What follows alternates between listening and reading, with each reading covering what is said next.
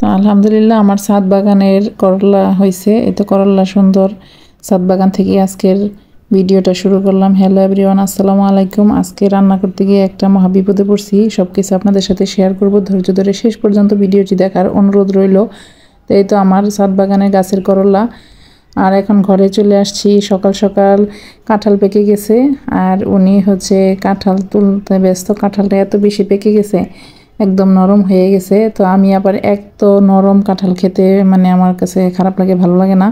একটু শক্ত কাঁঠাল আমার পছন্দ। এটা একটু বেশি পেকে গেছে। তো এই যে সকাল সকাল কাঁঠাল, আর আমি খালাকে বলছি আমার হেল্পিং হ্যান্ড যে কিছু রুটি বানাই দিতে।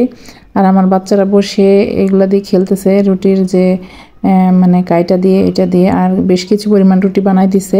তো সকালবেলা আমরা বেশিরভাগ সময় রুটিই খাই, আর রুটিগুলো হচ্ছে এরকম হালকা একটু সেকে তারপর রেখে দেই। তো অনেকগুলা রুটি বানাই দিছিল। এই রুটিগুলা হচ্ছে আমি আজকে সকালে খাওয়ার জন্য কিছু ভেজে নিয়েছি।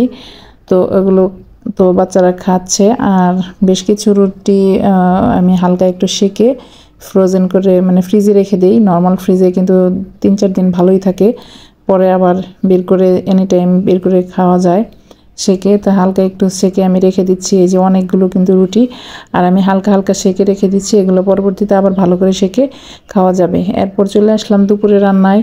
তো দুপুরে রান্না করতে এসেই কিন্তু একটা বিপদে পড়ছি। তো এই যে মাছগুলো দিয়ে পুঁই শাক এবং আলু দিয়ে রান্না করব। তো মাছগুলোকে আগে ভেজে নিচ্ছিলাম, আর ভেজে নিয়ে তারপরে হচ্ছে এই মাছগুলো খেলে কিন্তু ভালো লাগে। এগুলো সম্ভবত পোনা মাছের মতো। এই মাছটা আমাদের বাসায় কখনো নিয়ে আসা হয় না, এইবার কেন জানি এই মাছটা নিয়ে আসছে। তা আমি দেখি বললাম এই মাছটা খেতে কি আসলে মজা লাগবে, ভালো লাগবে, কিন্তু তারপরও দেখছি আলহামদুলিল্লাহ ভালোই লাগছে, খারাপ লাগে নাই। মাছটা ভাজি করে তারপরে পুঁই শাক এবং আলু দিয়ে রান্না করছিলাম, খেতে কিন্তু ভালোই লাগছে। তো রান্না করতে এসে যে বিপদটা হয়েছে সেটা হচ্ছে যে আরেকটা আইটেম রান্না করব, মানে মাছ তরকারি ছাড়াও আরেকটা শুটকি মাছের তরকারির জন্য শাক পাতা কেটে রাখছি, সব কিছু কেটে রাখছি, শুটকি মাছ ধুইটে সব কিছু রেডি করছিলাম।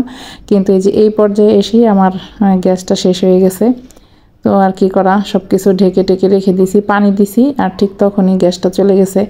তারপরে আবার সে অনেকক্ষণ অপেক্ষা করলাম, পরে গ্যাস আসলো। তারপরে আবার যে রান্নাটা কোনো মতো কন্টিনিউ করে দুপুরবেলা খাবারটা মানে কোনো মতো তাড়াতাড়ি করে শেষ করছি। আর একটা তরকারি রান্নাই করতে পারি নাই, কারণ গ্যাস না থাকার কারণে আমার রান্না করতে অনেক বেশি লেট হয়ে গিয়েছিল। তো এই হচ্ছে আমার আজকের দুপুরের খাবার। মোটামুটি সংক্ষিপ্ত করে শেষ করছি, যেহেতু গ্যাস ছিল না। আর পরে যখন গ্যাস আসছে তখন আমি আরেকটা তরকারি রান্না করছিলাম। তো ভিডিওটি কেমন লাগলো অবশ্যই কিন্তু লাইক কমেন্ট করে জানাবেন। যারা শেষ পর্যন্ত ধৈর্য ধরে দেখলেন তাদেরকে অসংখ্য ধন্যবাদ, মন থেকে কৃতজ্ঞতা। সকলের সফলতা কামনা করছি, সবাইকে অসংখ্য ধন্যবাদ।